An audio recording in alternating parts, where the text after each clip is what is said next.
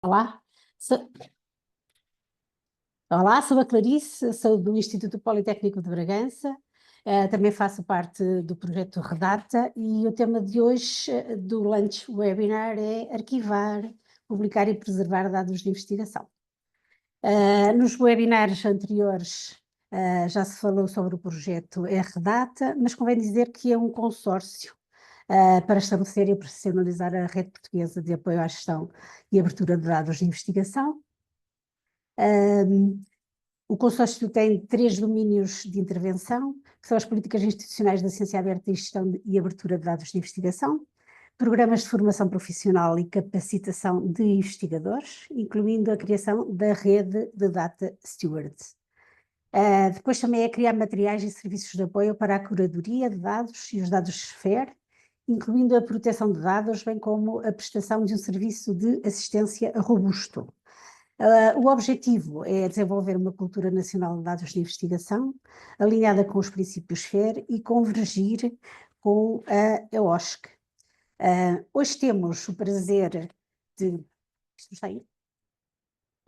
Hoje temos o prazer de ter connosco a Vanessa Jorge e o Bruno Direito, mas teríamos a dizer que amanhã o Love Data Week promete.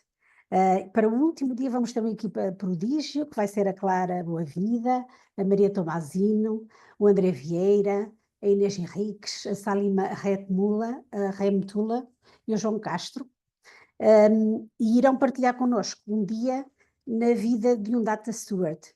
Inscrevam-se e não faltem. Então, vou passar a introduzir e a apresentar a Vanessa Jorge. Ela é a coordenadora de Informação e Comunicação da Vice-Presidência da Educação, Informação e Comunicação da Fiocruz. Também participou na revisão da política de gestão, compartilhamento e abertura de dados para a pesquisa e vai nos falar especificamente sobre o repositório de dados ARCA. Vanessa terá 20 a 25 minutos para falar e depois mais 5 minutos para perguntas e respostas. Portanto, esteja à vontade e pode começar. A Obrigada, seguir Clarice. apresentarei o Bruno, mas depois, está bem? Tá bom. Obrigada, Clarice, Pedro, Bruno, aqui que a gente está compartilhando a mesa. Obrigada pelo convite. É um prazer estar aqui com vocês hoje.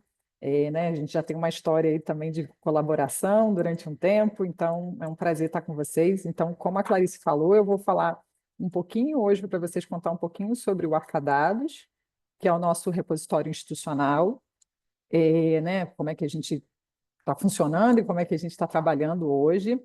Antes de começar a falar especificamente do Arcadados, eu gostaria de falar para vocês sobre a só apresentar para vocês a Fiocruz, para vocês entenderem o contexto em que o Arcadados é criado, né, o porquê de determinadas regras dentro do nosso repositório.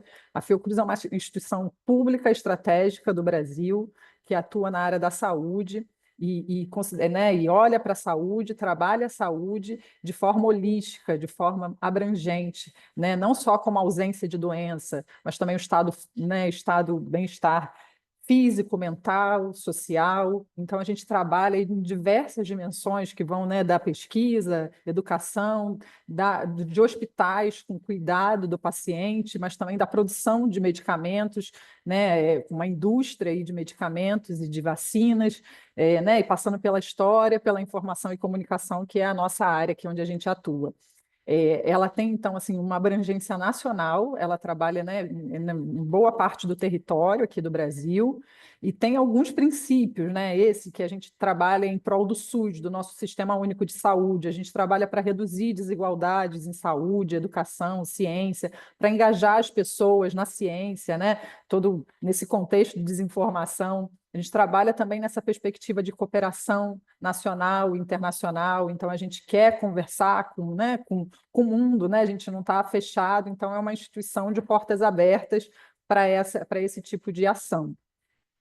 Então, entendendo, né, a dimensão da Fiocruz e a área que ela trabalha, Agora eu vou passar a falar um pouco das nossas estratégias. Então, dentro desse o que a gente chama aqui na Fiocruz de ecossistema da ciência aberta, né? A gente entende que a ciência aberta ela precisa de um ecossistema para funcionar, né? Não é somente uma política, somente um repositório. A gente precisa aí de várias estratégias, e aí a Clarice mostrando aqui os objetivos da rede, fiquei feliz porque é isso também, a gente está bem alinhado, né? Pensando em capacitação, pensando em várias questões aí que vão trazer essa proposta de atualização, que é o que a ciência aberta traz, né? Essa proposta de atualização de todos os processos científicos aí da forma de fazer.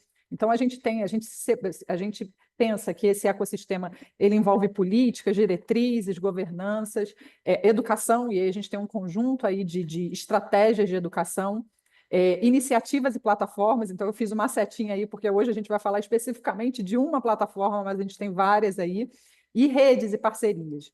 Aqui do lado eu coloquei só as políticas, para que vocês saibam quais são as políticas institucionais oficializadas, né, pela instituição que a gente tem dentro dessa área. Tem uma que está saindo agora, está saindo do forno, a gente acabou de mandar para a assinatura do presidente, que é de acesso aberto, que a gente atualizou ela depois de 10 anos. Então, logo, logo vocês vão ter ela na mão, a gente ainda não está disponibilizando, mas vocês vão ver ela logo, logo.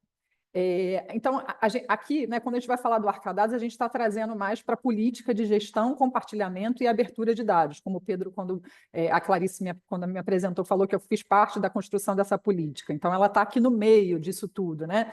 Mas, então, tem todo um ecossistema para a gente tratar essa questão dos dados aqui na Fiocruz. E eu vi que vocês tiveram até recentemente alguma sessão que falou do eLab FTW, então eu falei, vou botar aqui para mostrar para eles que o eLab FTW também faz parte do nosso ecossistema. Então a gente já está criando, inclusive acabou de iniciar um projeto para criar uma API de integração automática com o Dataverse, com o Arcadados. Então eu achei interessante falar isso para vocês aqui, como a gente já tem feito, está em fase final do RedCap, que é um outro sistema de coleta, de análise de dados, e que a gente está construindo aí uma integração automática com o nosso Dataverse, né, que é o software que a gente criou, o Arcadados, que é o software que a gente usa, então, para o Arcadados. Então, eu queria mostrar para vocês a cara do Arcadados. Esse é o Arcadados. Quando você entrar no arcadados.fiocruz.br, você vai ver, vai chegar nessa tela. É uma tela que aqui eu vou falar de alguns documentos, alguns guias. Você vai conseguir ter acesso a todos eles aqui, né? Então, é um repositório que a gente vem aí construindo ao longo do tempo. Desde 2019, a gente vem trabalhando, a gente fez uma primeira fase de testes lá em 2019, a gente foi a primeira instituição brasileira convidada a testar esse software pelo IBICT e pela RNP, são duas instituições aqui também dessa área aqui no Brasil, e aí convidaram a Fiocruz para fazer esses testes, a gente topou, a gente aceitou, e né, partimos aí, então, para uma fase mais técnica, uma segunda fase, que é essa de 2020, com um pesquisador, a gente testou junto com os pesquisadores de software, e nesse momento também a gente estava no meio de uma pandemia da Covid, a gente conseguiu aprovar nossa política de dados no meio da pandemia da Covid, com todo, né, com argumentos que não precisavam ser ditos, porque a gente estava no momento em que compartilhamento de dados era essencial para a nossa sobrevivência. Então, a gente estava dentro desse momento. Em 2021, a gente passa a fazer parte de um consórcio nacional que é liderado pela CNPq, que é o nosso Conselho Nacional de Pesquisa, né, em Ciência e Tecnologia, a nossa grande agência de fomento. Então, eles lançaram um consórcio, então o Arcadados é beneficiário desse consórcio, a gente recebe os DOIs do CNPq, o CNPq investe no Arcadados, fornecendo os DOIs. E aí a gente também aprovou, nessa época, questões relacionadas à governança da ciência aberta geral, e com isso a gente entendeu que a gente precisava instituir um comitê gestor do Arcadados. E eu vou explicar um pouco mais detalhado, um pouco mais para frente sobre isso.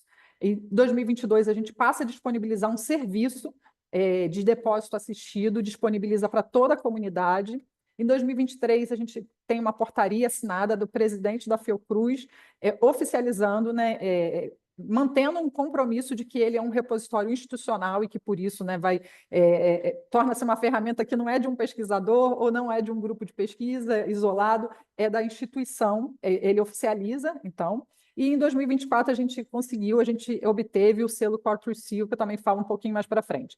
Trouxe alguns números só para vocês entenderem, né, como é que é o Arcadados. A gente é um repositório que já está com mais de 194 mil arquivos, aí, alguns, né, bastantes conjuntos de dados, dataverse, comunidades, como a gente está chamando aqui, né? Então, desde 2019, a gente vem construindo aí esse relacionamento com o pesquisador para trabalhar, né? Para trazer algum tipo de conforto e segurança para o depósito de dados, porque ainda há muitas questões envolvidas nesse, mas a gente vem diminuindo e eu vou trazer alguns dados relacionados a isso para vocês. Então, como vocês veem aqui, a nossa área principal é medicina, saúde, a gente lida com dado sensível, com dado que não pode ser compartilhado né, de forma identificada pelas leis brasileiras. A gente tem várias questões, eu falei que a gente está dentro da indústria, né? Indústria de vacinas, indústria farmacêutica, então a gente tem questões de patentes, propriedade intelectual, a gente tem um conjunto aí de restrições de compartilhamento de determinadas informações, mas a gente consegue trabalhar,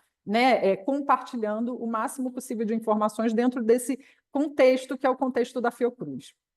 A gente, então, aqui são os números de downloads, que a gente entende que é interessante, porque a gente está vendo um interesse tanto do pesquisador quanto das pessoas, né? E essa visibilidade dos metadados, a gente sempre explica isso para o pesquisador, que vira uma vitrine, né? Os dados dele ali dentro do Arcadados, eles têm uma vitrine para mostrar a pesquisa dele para o mundo, e a gente já vários relatos de quanto os pesquisadores conseguiram novas colaborações, novas pesquisas a partir do dado que estava ali. Né? A gente tem exemplos práticos disso, né? de vários pedidos ali, mesmo de dados que o arquivo não estava aberto, o arquivo estava fechado, mas os metadados abertos. Então, tem uma diferença aí. Aqui só para mostrar para vocês os usuários, que a gente tem acompanhado aí como é que está né, esses usuários ativos no mundo, por países aqui também, né, Brasil, Estados Unidos, China, França, Portugal, aqui, né, no quinto lugar aqui a gente tem um interesse, então, de outros países pelo repositório. E aí, eu falei para vocês um pouco rapidamente na linha do tempo, mas eu queria abordar um pouco mais trazer um pouco dessa nossa abordagem multidisciplinar em relação ao repositório. Na verdade, hoje, quem coordena, né, como é que a gente atua com uma visão multidisciplinar, não é só... Eu, por exemplo, eu sou do grupo da informação, né? Eu sou da área da ciência da informação, mas a gente atua ali junto com pessoas da área de propriedade intelectual, da área da pesquisa, né, de diferentes áreas de dentro da pesquisa. Então, a gente tem uma abordagem multidisciplinar. Cada grupo, né, aqui, não sei se é uma sigla para vocês, mas é a nossa vice-presidência de pesquisas e coleções biológicas. Elas fazem parte de todas as decisões relacionadas ao Arcadados. A curadoria, o grupo do ICICT, é um grupo super experiente, né, que inclusive tem a coordenação adjunta do comitê gestor, que é a Claudete, faz a coordenação adjunta desse comitê. A Fátima está aqui, Anderson está aqui, todos membros, então, desse comitê fazem o Arcadados acontecer. Então, tem o grupo da preservação digital, que é o grupo da memória, da história. Então, cada um tem um papel dentro dessa construção do Arcadados. Além da política de dados, que eu falei muito da política de dados, o Arcadados ele também se relaciona com outras políticas institucionais. Então, a gente se relaciona com a política de segurança da informação para construir todo o nosso arcabouço, nossos fluxos de funcionamento. A gente considera a política de segurança da informação, a gente considera a política de qualidade em pesquisa, o guia de integridade em pesquisa, a política de inovação, o programa de preservação digital e a nossa aqui, você já tem só pelo menos um gostinho da nossa nova política, que é a política de acesso aberto, que pelo menos a capa vocês conseguem já ver aqui. Então, a gente teve que criar diversos instrumentos para funcionar, para o funcionamento adequado dentro desse contexto que eu falei. Então, a gente tem um conjunto de manuais, de guias, já também dialogando aqui com a rede, que eu vi que é um dos objetivos de vocês aqui na rede, é a construção desses materiais, já nos colocando à disposição aqui, está tudo aberto, inclusive lá dentro do Arcadados, vocês podem acessar a qualquer momento esses documentos. Então, a gente tem aí um conjunto de guias, de termos de sessão para questões relacionadas a direito autoral, para questões relacionadas, né, à autorização de depósito. Então, a gente tem aí esse conjunto. e aí falar especificamente daquilo que a gente conversa mais com o pesquisador, que é o nosso diálogo, né, nosso relacionamento, foi através principalmente dessa metodologia que a gente, né, entendeu que seria uma metodologia mais adequada para a implementação do nosso repositório, que a gente está chamando metodologia de depósito assistido de dados. Né? Nos parece, né, nesse tempo aí que a gente tem que tenha funcionado, ela tem sido uma metodologia de aprendizado mútuo. A gente aprende muito com o pesquisador e o pesquisador aprende nesse processo. O que a gente considera aqui que a gente é tudo muito recente relacionado a dados, essa perspectiva de compartilhamento, não de gestão, né, não de coleta, não de análise, porque isso é pesquisa há muito tempo, mas a perspectiva da abertura, do compartilhamento, ainda há um desconhecimento, né? Ainda há inseguranças relacionadas a isso. E como a gente precisava aprender juntos, né? Trabalhando juntos, e aí essa metodologia é uma metodologia que eu vou aqui mostrar para vocês o que é de fato, né? Ali tem um esquema um pouco mais, né, conceitual, esse é o esquema mais conceitual da nossa metodologia, que envolve o processo, o aprendizado, o checklist, né? E aí recursos, mas aí a gente tem aqui na prática o que isso funciona, né? Como é que isso funciona na prática? Né, o pesquisador, né, entrar em contato com a equipe, pedindo, solicitando o depósito, né? A nossa política não é mandatória, as pessoas não são obrigadas a depositar os dados, mas eles pedem, e vocês viram lá que a gente já tem, né, 194 mil arquivos, então todos solicitados pelo próprio pesquisador, e aí a gente recebe um e-mail, e aí começa o nosso processo aí de acompanhamento, de serviço, de assistência ao pesquisador. Ele preenche um formulário para a gente entender que dado é aquele, até para a gente se preparar para a reunião, para entender quem são os atores que precisam estar ali. A gente depois vai para uma reunião com eles, onde a gente aplica um checklist. Toda reunião é acompanhada por um advogado, ao menos um advogado da equipe, e aí com a equipe de curadoria. Então, a gente troca informações, tira dúvidas. Tem muitas questões que impedem, por exemplo, o compartilhamento, que não são problemas aqui, no final, né, do compartilhamento em si, mas problemas anteriores, né? Problemas, não fiz o cadastro em algum sistema. Então, tem algumas questões, por isso que eu falei que é um espaço de muito aprendizado. Depois que está tudo certo, o pesquisador assina os termos de cessão, porque a gente, né, entendeu que a Fiocruz precisava, por conta de direitos patrimoniais, dessas assinaturas desses termos, que é feito dentro de um sistema eletrônico, então o pesquisador só bota a senha e ali ele assina, a equipe de curadoria prepara toda essa documentação, e depois o dataset, então, enfim, é publicado. Então, isso é a metodologia de depósito assistido na prática. É uma assistência ao pesquisador em que a equipe de curadoria também aprende. Então, é um aprendizado mútuo. E aqui eu trouxe só alguns dados para vocês verem. Esses dados aqui são do preenchimento do formulário, que acontece antes da reunião, antes, né, quando o pesquisador ainda não teve um contato com a gente. Então, assim, a gente fica muito claro para a gente que muitas vezes o dado não tem um sigilo previsto por lei, porque mesmo o dado pessoal, se anonimizado, a nossa lei garante esse compartilhamento. Mas muitas vezes o pesquisador já, né, aqui, por exemplo, nesse gráfico aqui, você já vê que ele não fala de acesso imediato, a maioria deles, 66% falando de, olha, mediante a solicitação, né, eu não vou deixar imediatamente aberto. Aqui, né, e aí quando você vai perguntar se os dados não podem ser compartilhados, né, não podem estar diretamente abertos, o porquê? Descreva o motivo. Muitos nem sabem o que responder, eles não sabem o porquê eles querem deixar fechado, né? Não responderam, deixaram sem resposta. Mas imediatamente a primeira reação é falar: não posso abrir. Mas aí é isso, esses dados são anteriores a toda a conversa, e durante a conversa a gente entende se de fato aquele dado é algum dado estratégico, realmente não tem sigilo, mas é estratégico. Então tem ali uma conversa para a gente entender que dado é aquele, para saber se poderia ou não ser aberto, mas assim mesmo a gente dá a liberdade do pesquisador de ter um tempo aí de maturação para essa abertura total.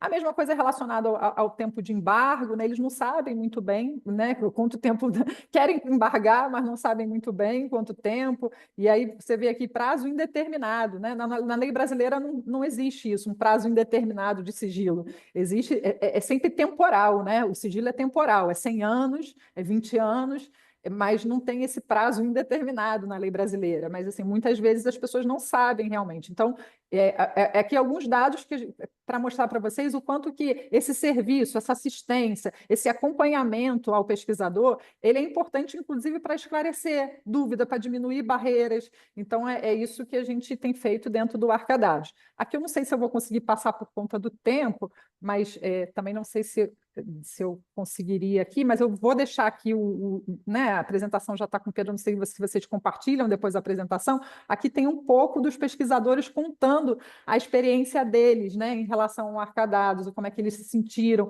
como é que eles veem esse trabalho da equipe. Esses aqui são os primeiros pesquisadores. E aí a gente teve né, todo um retorno para ir aprimorando essa metodologia de assistência, né, o que realmente, de fato, o pesquisador precisa ter naquele momento, em que ponto do processo, né, desse processo aqui que eu mostrei para vocês, a gente precisa trazer mais elementos de discussão com o pesquisador, e aí isso nos ajudou muito. Então, tem um vídeo né, com alguns desses pesquisadores que colocaram os dados no Arcadados e falam um pouco desse serviço, como é que eles se sentiram com esse serviço e o que eles aprenderam com isso.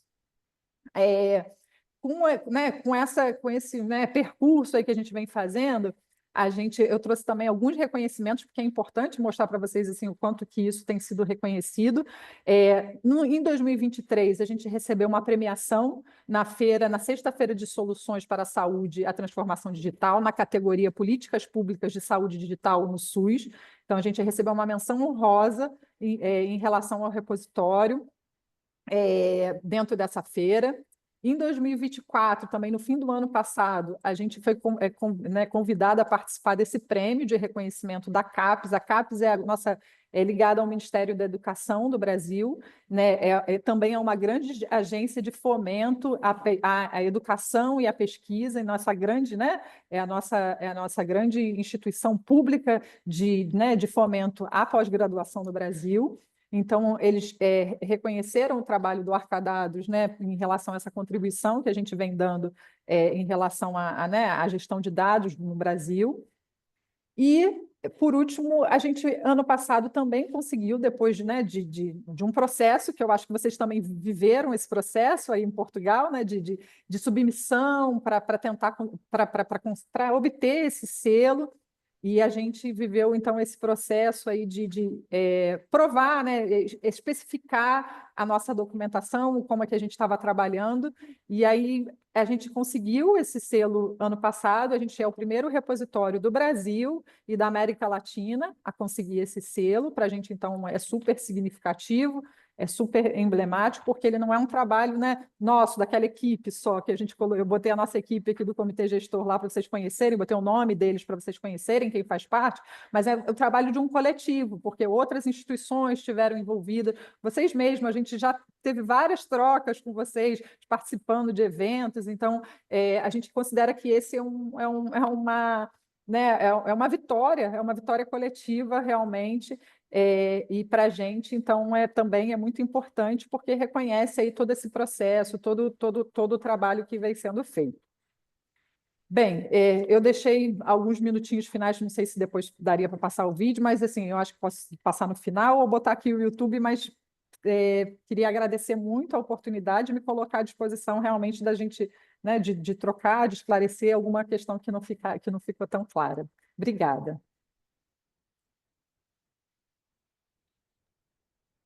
Quem tiver perguntas, pode fazê-las agora ou pode fazê-las por chat, através do chat.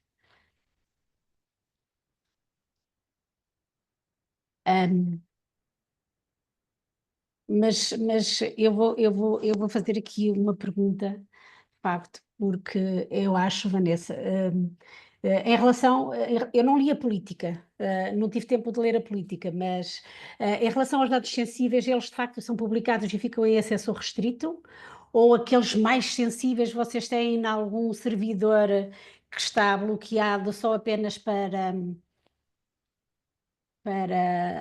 os investigadores colocarem lá a informação, mas não ser colocada no repositório?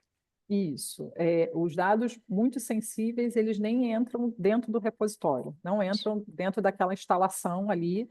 A gente tem vários grupos aqui, a gente tem, por exemplo, eu vou citar o SIDAX, que é o Centro de Integração de Dados aqui que a gente tem aqui no Brasil, que fica na Bahia. Inclusive, a gente lida com bases identificadas de toda a população brasileira. Uhum. Esse centro, ele não tem nem conexão com a internet. Ele não é conectado com a internet por questões de segurança, porque são dados muito acessíveis. A gente tem dado, então, de saúde, de outros programas sociais de toda a população brasileira que os pesquisadores fazem pesquisas. Então, no Arcadados, especificamente, a gente só entra o dado, que inclusive isso faz parte do checklist que a gente faz na reunião, a gente chama de checklist ético-jurídico, porque a gente olha se tem os termos éticos corretos para aquela pesquisa, né? Se a pessoa pediu consentimento também para compartilhar, e a gente verifica ali se tem alguma questão que inviabiliza, né, para várias leis, né, várias leis que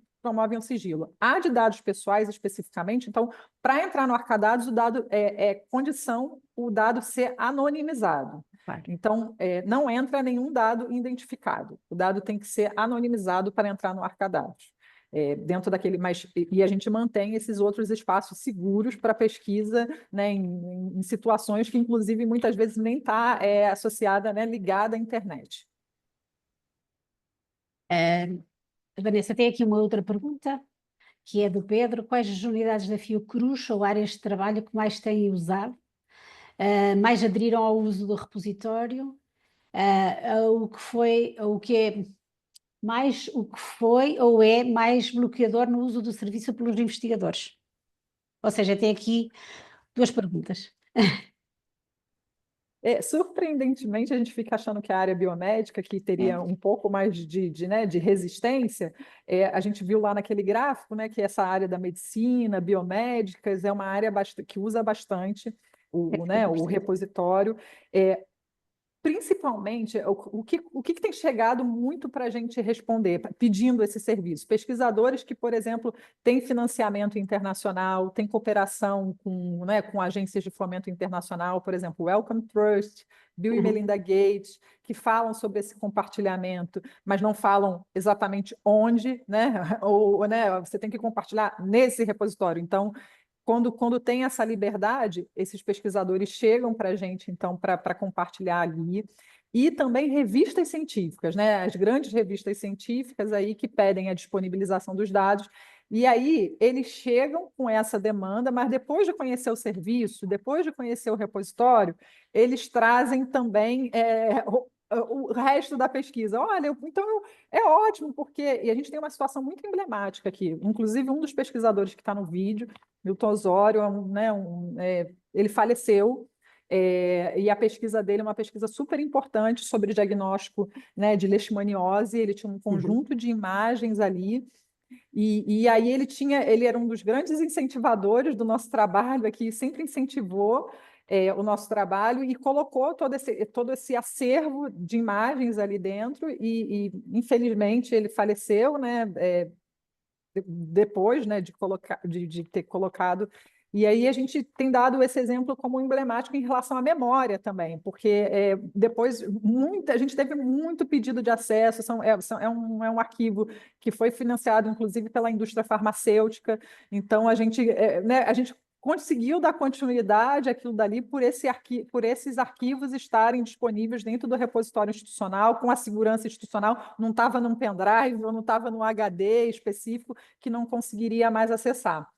E eu acho que bloqueador, Pedro, eu diria que é isso, esse desconhecimento, porque depois que conhece, né, e vê que não está sozinho, porque a Fiocruz tem essa característica, né, eu acho que talvez pela nossa Constituição, por isso eu fiz questão de falar um pouco da nossa Constituição inicialmente, ela tem essa característica acolhedora, de dar a mão e de tratar isso, né, a gente trata a saúde, né, como alguma coisa mais ampla, não uma coisa isolada. Então, é a mesma coisa para o repositório. A gente precisa dar a mão, a pessoa precisa entender e entender também que, né, que há riscos e não há, mas há benefícios. Então a gente vai colocando numa balança de equilíbrio, né, junto com o pesquisador, a gente constrói isso junto, ele não constrói sozinho.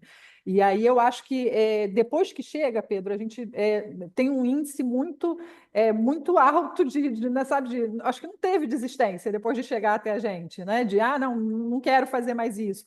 Muito pelo contrário, né? Fátima é a pessoa, né? Agora também Claudete, Aline, que acompanham os pesquisadores, o Anderson que está aqui, eles acompanham o pesquisador em todo o processo e vão, então, trabalhando essas inseguranças. Então, eu acho que é esse desconhecimento que bloqueia, talvez, né? Mas a gente tem aí toda uma política de comunicação, né? A gente está construindo também essa política de comunicação para tentar diminuir isso. Vanessa, eu tenho mais uma pergunta para lhe colocar, que é a seguinte. Por exemplo, imaginem os investigadores externos à Fiocruz, mas que estão num projeto com investigadores da Fiocruz. Eles também podem depositar a informação nesse repositório? Sim, tem uma série de documentação que a gente vai precisar com autorização do pesquisador externo para depósito. Ele, né, tem um termo, lembra que eu mostrei um Sim, sim, slide com sim. vários documentos? Ali tem um termo que é isso, para o pesquisador externo, para ele autorizar a gente a fazer esse depósito. Então, o momento da reunião é que a gente pergunta: você tem autorização do pesquisador, de todos os pesquisadores que estão trabalhando com você, né, das instituições, né? Então tem um conjunto e a gente tem essa documentação, sim, Clarice. Então pode, se tiver em parceria com a Fiocruz, né? Não é um repositório aberto para qualquer pessoa, mas é um repositório, né, para essas parcerias. Então, se tem parceria, sim. Pedro, há aqui mais uma pergunta aqui do Tadeu, que diz: existe alguma estratégia para evitar que pesquisadores depositem dados em repositórios apenas para obter um DOI, mas mantenham os dados inacessíveis por um longo período? É, esse serviço, eu acho que ele inibe um pouco isso, Tadeu, porque e aí a gente tem muita preocupação. Eu sou arquivista de formação, né? Então essa preocupação de contexto, né, da gente de pedir. A gente tem um exemplo também emblemático, né, Fátima, que foi do acervo da doutora Lileia, vocês vão ver no vídeo, quando vocês acessarem, ela fala, ela tinham fichas. E aí a gente falou: não, só ficha não dá para depositar só ficha aqui. Você tem que contar a história, como é que ela é, como é que ela formou, o que significa, né? Fazer um dicionário, porque é isso, a gente. O processo parece ali, eu botei numa linha simples, mas não é simples, porque a gente olha, a gente avalia, né, a qualidade para aumentar o reuso daquele dado, entendeu, Tadeu? Então, assim, dificilmente vai ser um dado que vai ser jogado só lá sem toda essa preocupação de contexto, de história, de metadados, porque não é um autodepósito, a pessoa não pode depositar e sair. A gente faz junto, né? Então tem que ter a nossa aprovação ali junto. Vanessa, pode ficar connosco até ao final, porque entretanto podem surgir outras perguntas, se fizer o favor. Entretanto, vamos apresentar aqui o Bruno Direito, que também faz parte do projeto do Redata. É investigador auxiliar do Centro de Informática e Sistemas da Universidade de Coimbra e também é membro do Laboratório Associado de Sistemas Inteligentes, o LASI, e hoje vai nos falar sobre o potencial da ciência aberta, os dados, o standard, o repositório e o ecossistema. Muito obrigado pela introdução. Primeiro, então, cumprimentar todos os presentes, em particular os meus colegas de painel, a Clarice e a Vanessa, e também, naturalmente, o Pedro, o grande dinamizador desta semana. Desde já dizer que não foi completamente voluntário, eu não fazia ideia, não articulei com a Vanessa aquilo que iríamos falar, mas a minha perspectiva é precisamente a perspectiva do investigador. E, portanto, eu acho que vão ser apresentações complementares que vão ser muito E engraçadas nesse sentido. paciência. E, portanto, se por um lado a apresentação anterior e a discussão que tivemos teve muito a ver com um repositório específico, que na verdade é muito mais que um repositório, é um serviço à comunidade que ultrapassa só o depósito, porque há todo um momento de curadoria, todo um momento de validação, que é extremamente interessante para toda a comunidade e para o investigador em si, da forma como depois pode organizar o seu dataset. Então eu venho dar casos específicos de como é que o utilizador, como é que o investigador pode usufruir do repositório e das regras que o próprio repositório impõe e, nesse sentido, entrar num ecossistema de cocriação na sua área científica. Vou também passar muito em revista, uma revista muito breve, a nossa experiência como utilizadores de teste do pólen. Eu já vi por aqui nesta nossa conversa a Filipe e ao Pedro. Eu espero não dizer nenhuma asneira. Se disser, estão completamente à vontade para depois no final interagir e dizerem de vossa justiça. Nós avisamos, Bruno, sem problema. Ok. Olá, boa tarde. Então, para fazer esta primeira introdução, e como vou fazer a perspectiva do investigador, permitam-me só 30 segundos para fazer uma revisão muito rápida do que é o meu perfil. Na verdade, eu sou mestre em Engenharia Biomédica, fiz doutoramento em Tecnologias e Ciências da Informação, aqui no Departamento de Engenharia Informática da Universidade de Coimbra. Trabalhei sempre na área da Engenharia Biomédica, na área dos biosinais. Trabalhei fundamentalmente em projetos europeus no âmbito da minha formação e neste momento continuo como investigador no CISUC, faço o CISUC, o Centro de Informática e Sistemas da Universidade de Coimbra, integro o consórcio Redata e, como mencionei, fui de alguma forma um tester do repositório Poland e também falar um bocadinho acerca disso. Portanto, este perfil fez-me que criou uma visão muito clara acerca da necessidade dos dados, da estrutura, da necessidade dos dados terem uma estrutura e da necessidade de eles serem interoperáveis. Portanto, os conceitos FAIR já foram falados várias vezes esta semana, certamente já os têm muito presentes, mas aqui eu gostava de passar esta visão mais holística daquilo que eu acho que é esta conversa que estamos a ter. A ciência aberta é a construção de pontos no processo científico, não é olhar para a minha investigação, é olhar para a investigação como um todo e como uma comunidade a trabalhar o processo científico em conjunto. E, portanto, as peças-chave passam sempre pela transparência, pela acessibilidade e pela colaboração. Para isto, o ponto-chave é o conceito de interoperabilidade. Este é a chave que permite a comunidade trabalhar como um todo, em simultâneo e de forma transparente. E, portanto, se pensarmos, eu quando penso, mesmo no âmbito de formação, quando estou com alunos de mestrado ou com os doutoramento, eu penso sempre nestas duas visões, logo num dos primeiros passos. A reutilização dos dados, também, há outros fatores, claro, mas depende essencialmente de duas coisas. Os standards que nós utilizamos e que nós assumimos desde o início, quando começamos a pensar na investigação, e a partilha dos dados depois, no final, no repositório aberto, porque isso é que abre, efetivamente, os dados à comunidade e o nosso processo científico como um todo à comunidade. E, portanto, os standards, por um lado, facilitam a gestão dos dados de investigação, quer ao longo da investigação, quer no momento final de partilha, e através dos repositórios. Estes dados potenciam a sua reutilização e, acima de tudo, que é aquilo que eu tenho feito, tenho tentado intervir cada vez mais, quer na formação, quer na área científica em particular, tentar explorar que as novas técnicas e que as novas teorias sejam co-criadas em comunidade, dentro da própria comunidade científica, e para isto haver um standard e haver um conjunto de dados que seja relativamente transparente e que seja transversal é essencial. E, portanto, isto é, na área da imagem biomédica, das ciências biomédicas, isto é um eixo fundamental. Eu trabalho essencialmente com neuroimagem, desde sinal EEG, sinal de ressonância magnética funcional, desde sinal de FNIR, portanto, infravermelho. E, portanto, este é o dataset genérico com que trabalhamos e, portanto, eles fazem parte, eu quero fazer algum tipo de inferência acerca do comportamento humano ou de alguma patologia, o dado é o elemento fundamental de todo o processo. E, portanto, a sua partilha, a sua compreensão e a forma como eu exponho os dados e como eu exponho a minha hipótese baseada nestes dados à comunidade é aquilo que permite que haja este sentimento de comunidade e que seja em comunidade que avança o conhecimento científico nesta área científica em particular. E, portanto, se os dados forem heterogéneos e não estruturados, há um desafio enorme e, acima de tudo, também uma probabilidade maior de erro mesmo no processo de curadoria. E, portanto, uma das coisas que temos há vários anos completamente definido internamente nos nossos processos de funcionamento tem a ver com a utilização de standards. Desde muito cedo decidimos aderir a este standard.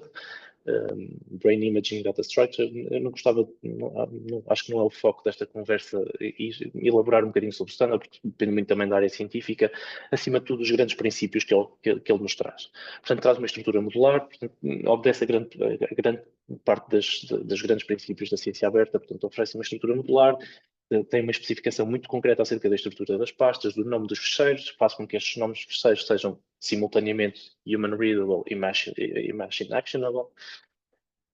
Todos os formatos que estão envolvidos no standard são formatos abertos, têm uma forma muito específica, quer ao nível da documentação, quer ao nível das keywords, para fazer a descrição dos metadados, e acima de tudo, o próprio standard já nasce de um esforço comunitário.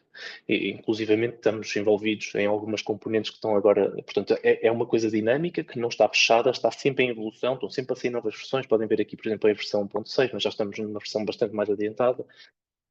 E se surgir, por exemplo, neste momento há uma nova técnica de imagem que está a surgir e, portanto, nós estamos a contribuir efetivamente para a criação do standard para este novo eixo dentro deste standard. E, portanto, a utilização de um standard faz com que haja uma construção de um ecossistema comunitário à volta desta área científica, à volta do standard, à volta dos dados. E, portanto, isto permite a criação de ferramentas de processamento, de análise, de pré-processamento, de organização, de automatização destes processos, de validação dos resultados, que são criados em comunidade e que todo este ecossistema, sendo completamente aberto, vai muito ao encontro daquele objetivo inicial, que é construir uma ciência aberta, transparente e comunitária. E, portanto, existem também fóruns especializados e, basicamente, as próprias pessoas que desenvolvem as ferramentas estão presentes nos fóruns, as pessoas que desenvolvem os standards muitas vezes estão também envolvidas no desenvolvimento das ferramentas. Portanto, é todo um ecossistema que se criou à volta de um standard que está a permitir que, neste momento, ao nível da utilização de novas técnicas, a capacidade de disseminação seja quase instantânea a nível mundial. E acho que isso é um ponto fortíssimo desta visão à volta de um determinado standard. Mas a verdade é que o standard depende, então, depois, ou a partilha de dados, depende tanto do standard como dos repositórios. Eu vou dar um exemplo de um dos que já usamos aqui internamente, é um dos mais utilizados. Eu gostava só de passar muito rapidamente pontos fortes. Portanto, o que é que nós pretendemos quando depositamos, por exemplo, neste Open Euro? Portanto, os pontos fortes passam imediatamente por maximizar o potencial de reutilização e de reanálise. Assenta, portanto, dentro deste standard que eu estava a falar, e faz, ao nível da própria arquitetura, portanto, o próprio serviço que eles oferecem, dá aos utilizadores a possibilidade de fazer uma validação interna. Portanto, eu recebo um relatório do próprio repositório de validação e, portanto, se eu não cumprir o standard, eu tenho logo imediatamente um warning a dizer alguma coisa está mal com o standard e imediatamente eu tenho um relatório de validação do meu próprio dataset, não apenas dos dados, mas também dos próprios metadados. Portanto, se eu até posso ter os documentos todos, mas ele depois faz efetivamente um processo de curadoria interno automatizado que vai produzir um relatório e, portanto, para o investigador é um processo que acaba até por nos ajudar a construir os datasets.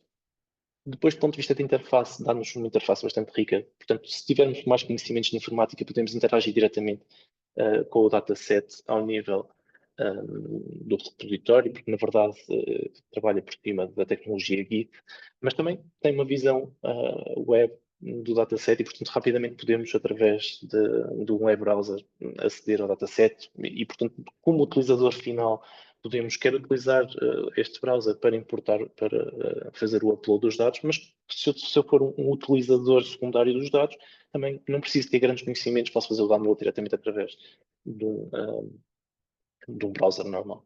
Portanto, esta questão de ser um repositório Git me permite que os dados tenham todo um controle de versões, portanto eu posso criar várias versões internamente, é tudo uma tecnologia bastante aberta e bastante simples, portanto permite ter esta visão muito clara quer numa visão web, quer numa visão mais de informática, digamos assim, aplicacional, se tivermos algum conforto com a tecnologia Git.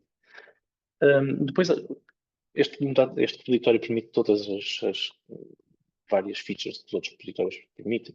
Permite fazer embargos, permite adicionar colaboradores, reviewers, dar determinadas permissões a determinados utilizadores, etc. Esta questão dos reviewers é bastante importante e, portanto, como no caso anterior havia dentro do Arcadados, há uma equipa também envolvida na curadoria, também existe uma equipa de curadoria que depois vai validando todo aquele processo automatizado e, portanto, depois vai reportando a quem faz os depósitos que é preciso tomar algum tipo de ação. Portanto, só para dar um pequeno exemplo, estão dos datasets que temos publicados neste repositório. Podem ver aqui em cima, rapidamente, que no processo de validação nós temos um ordem, apesar de ele estar válido. Portanto, nós cumprimos o standard, mas haverá algum dado que está indeterminado ou que, para efeitos de ter o dataset válido, passou, mas poderia estar mais completo. E, portanto, até isto para o investigador é algo que nos ajuda, porque em vez de nós termos esse trabalho, este próprio ecossistema dá-nos essa oportunidade. Para além da própria visão global do standard. Aqui, a interação que eu tive com a equipa do repositório, e, portanto, eles disseram-me que havia fecheiros corrompidos. Portanto, o nível de validação não vai apenas aos metadados e à estrutura dos dados, vai efetivamente ver se os dados têm algum tipo de problema. Portanto, ultrapassamos o nível estrutural do dataset, vamos efetivamente ao nível do conteúdo dos dados e eles conseguem fazer, através destas ferramentas automatizadas, conseguem efetivamente ver se preenchemos todas os requirements que o dataset deveria atingir. Relativamente ao potencial de colaboração, também na apresentação anterior viram a visão do repositório, eu posso-vos dar a visão do investigador. Tive vários contactos, este foi o primeiro de todos, em que me disseram que efetivamente o artigo falava de 20 participantes, aquele dataset só tinha 10, eu só publiquei um grupo de cada vez e, portanto, imediatamente eu tive pessoas a contactarem para perceber o que é que se podiam ter acesso a dados e a partir daqui surgiram variadíssimos contactos com este investigador para conduzir até a investigação dele e ajudar a tentar descodificar aquilo que a nossa equipa teria feito. Portanto, do ponto de vista do ecossistema, era esta a visão que eu gostava de passar e de pôr aqui à discussão. Revisitar a nossa interação com o Pollen.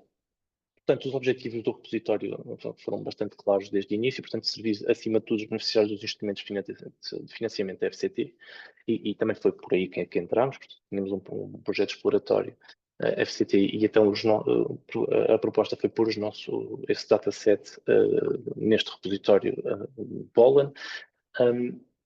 O objetivo do Pollen, de uma forma mais macro, acaba por ter dar resposta à promoção das boas práticas e dos princípios FAIR, apoiar então o depósito e a preservação e disseminação dos dados e depois esta estrutura estar envolvida com a política de gestão de dados da FCT como um todo.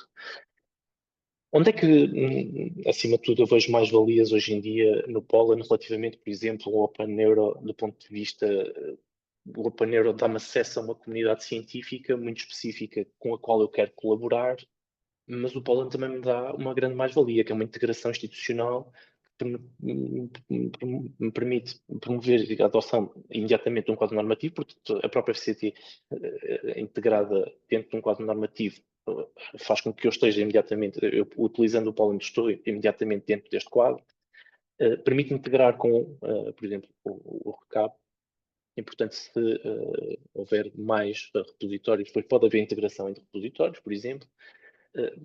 Temos logo um alinhamento com uma visão europeia e, acima de tudo, integrar uma visão institucional da minha própria instituição e a nível nacional entre instituições nacionais e, portanto, centralizarmos isto, por exemplo, numa ferramenta como a Pollen, permite-nos imediatamente aderir a esta visão nacional e internacional. Eu, se calhar, vou passar esta parte mais técnica relativamente a o que é o Pollen. O Pollen é um dataverse. Gostava só de falar muito rapidamente como é que nós vemos, como é que o Dataverse pode ser utilizado no Pollen e, portanto, muito a ver com esta possibilidade de uma organização institucional e, portanto, nós podemos utilizar o Pollen para dar esta perspectiva institucional, portanto, em que pomos datasets associados a centros de investigação, e os centros de investigação podem estar associados à universidade e, portanto, criar alguns clusters de dados e eles serem organizados de uma forma mais limpa, de uma forma institucional, em vez de estarem desgarrados, por exemplo, em repositórios da área científica, por exemplo. E, portanto, esta visão da organização institucional também pode ser uma grande mais-valia, até para as próprias instituições, no futuro, terem uma visão transversal do que é o seu portfólio de dados publicados. E, portanto, só uma mensagem final, a possibilidade de aceder a repositórios e ter aqui esta chave, tentar ser tão fair quanto possível em todo o nosso processo de investigação e a possibilidade de, a partir do momento em que entramos neste ecossistema, também entramos dentro da nossa área científica num processo de cocriação, quer de dados, quer de resultados, quer de pipelines. E, portanto, esta visão mais holística do que é o repositório, para mim, é a grande mais-valia e o meu grande interesse em continuar nos fóruns de discussão nesta área. Relativamente também a utilização do repositório e como é que deve ser utilizado o repositório. Aqui é a questão da definição da política institucional ou da própria unidade de investigação e desenvolvimento. E, portanto, dentro da nossa área científica, dentro do que é o trabalho feito no dia-a-dia, do processo de investigação do dia-a-dia, identificar o que é um repositório confiável, o que é uma mais-valia para nós. Pode ser o Apaneuro, pode ser o Pollen, mas qual é a nossa visão institucional acerca de todo este ecossistema? Poderemos pensar então em criação de alternativas institucionais e como é que nós devemos gerir estas coisas, mas isto é uma questão política que deve ser pensada, articulada, quer com os centros de decisão, quer a nível institucional, quer a nível nacional, e no limite poderemos pensar em identificar alternativas mais genéricas, como o Zenodo, mas penso sempre neste tipo de alternativas como o último recurso nesta fase, porque fica um pouco mais desgarrado esta visão mais holística que eu acho que pode advir rapidamente de todo este ecossistema que estamos a criar e que estamos a desenvolver em conjunto. E pronto, era esta a visão que tinha para discutirmos hoje. Bom, quem quiser fazer alguma pergunta ao Bruno, esteja à vontade. Poderá fazer através daqui ou então utilizar o chat. Posso fazer uma pergunta? O Bruno falou dessa questão que tem a ver com a reutilização dos dados. Penso que é um dos grandes objetivos destes repositórios. O Bruno falou já de contactos, mas eu gostava de perguntar ao Bruno e à Vanessa se podem falar um bocadinho mais sobre o feedback que têm da reutilização dos dados que vão disponibilizando e do impacto que isso realmente tem na comunidade e para outros grupos de investigação. Obrigada. Vanessa, queres começar? Posso começar, Bruno. Então, a gente, enquanto administradores do sistema, Ana, a gente acompanha essa conversa, porque né, o software Dataverse, ele te dá, então tem um botão lá que quando a pessoa, por exemplo, os nossos dados, aqueles que, por exemplo, que estão fechados, que não estão abertos, ou os que estão abertos, a gente também fez livros de visitas, ele tem essa funcionalidade, não sei se todos conhecem, então a gente consegue conhecer pelo menos quem são os nossos usuários, né, para os que estão abertos. Para os que estão fechados, o interessado, né, em fazer algum contato para a reutilização do dado, clica ali no botão que é contactar o proprietário do dado, né? Então, a gente tem acompanhado essa dinâmica, entendeu, Ana? Porque, assim, dentro do Dataverse, a nossa política é que o pesquisador fica responsável por esse contato de reuso. Não somos nós da curadoria, o pesquisador que tem a decisão, né? Inclusive porque nesse início a gente entendeu que era a forma mais adequada de todos entenderem como é que funcionava. Então, ele tem o contato, na verdade, então, esse feedback, né, um pouco, fica direto com o pesquisador. O que a gente acompanha são os pedidos, né, ali que a gente vai acompanhando, e a gente vê que determinados datasets, né, tem um número muito grande de pedidos, um número muito grande de interesses. Então, eu conseguiria te falar sobre visibilidade e interesse, não exatamente sobre qualidade do reuso, mas é uma preocupação no momento do depósito assistido, da equipe de curadoria, tornar esse dado, né, o mais reutilizável possível, no sentido de criar uma documentação, no sentido de botar nos formatos adequados. E aí, o que a gente, né, no momento que o pesquisador retorna para voltar, ou para colocar mais dados do mesmo dataset, ou para criar novos datasets, que já aconteceram em diversas situações, né, novas pesquisas, ele comenta: olha, consegui fazer parcerias a partir, mas então não é um controle que hoje a gente tem. A gente tem um controle de pedidos, né, de como é que está fazendo a dinâmica de comunicação do pesquisador ali, mas eu acho que é interessante, sim, a gente talvez, inclusive, aprofundar isso em um estudo, Ana.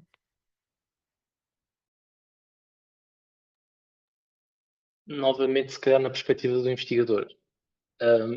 Posso dar rapidamente 3 casos de uso completamente diferentes. Por exemplo, desta forma entramos em meta-análises. Se entramos em meta-análises, entramos no paper. E os nossos datasets já entraram em 2, 3 meta-análises, portanto, a partilha desse dataset permitiu-nos entrar imediatamente em estudos mais macro, mais holísticos relativamente à área científica. Ponto 1. E, portanto, até começamos com uma colaboração e recentemente me cruzei com uma das autoras desse artigo numa conferência e neste momento, nos processos de revisão, uma das pessoas que normalmente convidamos. Portanto, a criação de redes também pode começar assim. Outro exemplo, outro caso de uso. Nós, na área de engenharia, é algo relativamente normal a disponibilização de datasets para conferências para fazer algum tipo de concursos, challenges computacionais. Portanto, alguém que tenha um modelo computacional e depois há um benchmark e toda a gente vai testar e depois os resultados são publicados no âmbito do concurso. E, portanto, uma das coisas que nós fizemos há coisa de 2 anos foi disponibilizar um dataset e depois no final da conferência publicámos um artigo em que todas as equipas que participaram no concurso fizeram uma subsecção dentro desse artigo. É um dos artigos mais citados que eu tenho no último ano e meio, porque basicamente depois ele acaba por ser extremamente transversal, tem muitos coautores, mas acaba por abranger muitas áreas e muitas equipas. E isto, por exemplo, choca com uma visão que tem 12 anos. Eu comecei, ou talvez 15 anos, eu fiz o meu doutoramento entre 2007 e 2012 na Universidade de Coimbra, num projeto europeu chamado Epilepsia, e portanto havia pouquíssimos datasets públicos na área da epilepsia que fossem partilhados, mas mesmo foi um requisito da União Europeia, nós precisávamos de um modelo de negócio para manter a base de dados a funcionar. E, portanto, parte do dataset ficou público aberto e parte do dataset ficou associado a custos. Portanto, quem quisesse aceder ao dataset completo teria que pagar uma fee. E, portanto, a parte que ficou aberta, aparecem imensos papers desde 2007 para cá. Imensos papers.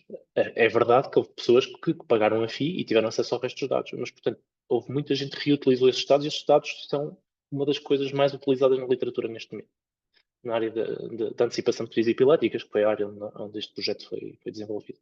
Portanto, são 3 casos de uso completamente distintos, mas que mostram a capacidade de produzir redes de conhecimento, que mostram a possibilidade de várias pessoas testarem os seus modelos num só dataset e, portanto, tornar a comunidade mais equiparada. Portanto, toda a gente tem acesso àquilo e, portanto, pode comparar as coisas entre si. E esta visão, se calhar, vem um bocadinho mais de trás e que eu acho que a União Europeia decididamente abandonou, que é obrigar a haver modelos de negócio associados à partilha de dados. Mas também acho que é interessante mostrar este contraponto, que em 2007 um FP7 foi assim que foi avaliado pela União Europeia e, portanto, essa visão também acho que evoluiu bastante nos últimos, quase que assusta dizer isto, mas 18 anos. Eu penso que já não haja mais perguntas. Muito obrigada pela vossa participação. Obrigada, Vanessa. Obrigada, Bruno. Obrigada a todas as pessoas que estiveram presentes. Se nos quiserem continuar a acompanhar, acompanhem-nos nas redes sociais. Nós temos aqui no LinkedIn, no Blue Sky e no YouTube. E, portanto, preparem-se, porque efetivamente amanhã também vai ser muito bom. Vai ser muito bom, porque efetivamente vários data stewards vão falar sobre o dia, como é um dia de um data steward. Eu acho isso interessantíssimo. Obrigada a todos. Obrigada, Vanessa. Obrigada, Bruno. Obrigada, Pedro. Obrigada a todos. Obrigada. Tá, muito Boa tarde. obrigado. Deus. Para todos. Boa tarde. Obrigada a vocês. Tchau. Tchau, Obrigada. tchau. Tá. Vanessa, um abraço. Obrigado. Um abraço, Obrigado pelo obrigada. esforço. Tchau. Tchau. Beijinhos. Tchau. Beijo. Bruno, excelente. Um abraço. Obrigado. Então vá. Um abraço.